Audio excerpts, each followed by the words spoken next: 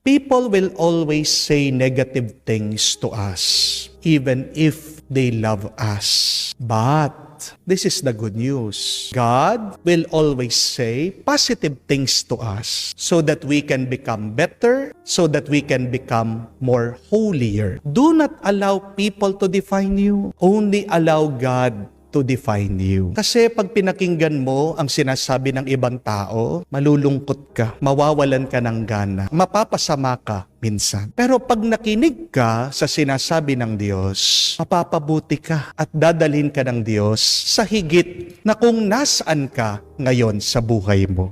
Pag tayo ay nakikinig sa Diyos, ang ating mga pag-iisip, ang ating magiging pag-uugali ay parang galing sa langit, makalangit. Pero kung nakikinig ka sa salita at kagustuhan ng ibang tao, ikaw ay makalupa, hindi ka makakaangat, hindi mo mahihigitan ang iyong buhay, ang iyong pag-ugali. Kaya nga po, napakagandang paalaala sa atin that when you follow God's vision, you will be limitless.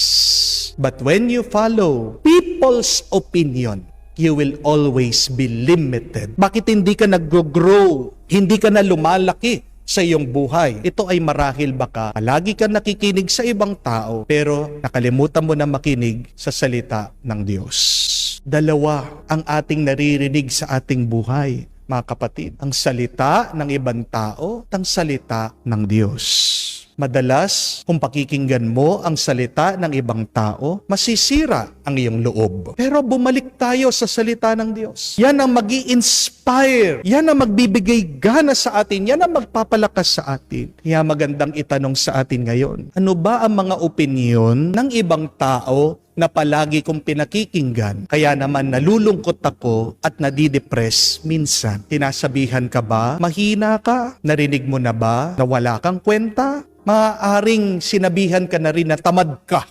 O baka yung mga iba sa tingin pa lang nila, hinuhusgahan ka na pangit ka. O baka naman nasaktan ka na rin na mismo mga kamag-anak mo, na nilalait ka, na mahirap ka, na hindi ka aahon sa buhay, na wala kang pag-asa. Ano yung mga salita na narinig natin sa ibang tao? Alisin natin yan at punuin natin ang ating isip at puso sa salita ng Diyos, na ating gabay sa paglalakbay, ang salita ng Diyos na ating liwanag. Pag ang salita ng Diyos, siyang palagi nating pinagmumunihan, tandaan niyo po ito, malayo ang ating mararating. Bakit hindi pa malayo ang iyong narating? Baka dyan ka nagkukulang. So the choice is always yours. God's vision or people's opinion? What do you listen to? What do you ponder? What do you choose to put in your mind and in your heart? Yan po yung ating ipagdasal. Palagi tayong makinig sa Diyos, sundan natin ang kagustuhan niya. Mga kapatid, hindi lang malayo ang ating mararating sa buhay na ito, tayo din ay makakarating sa kanyang kaharian sa buhay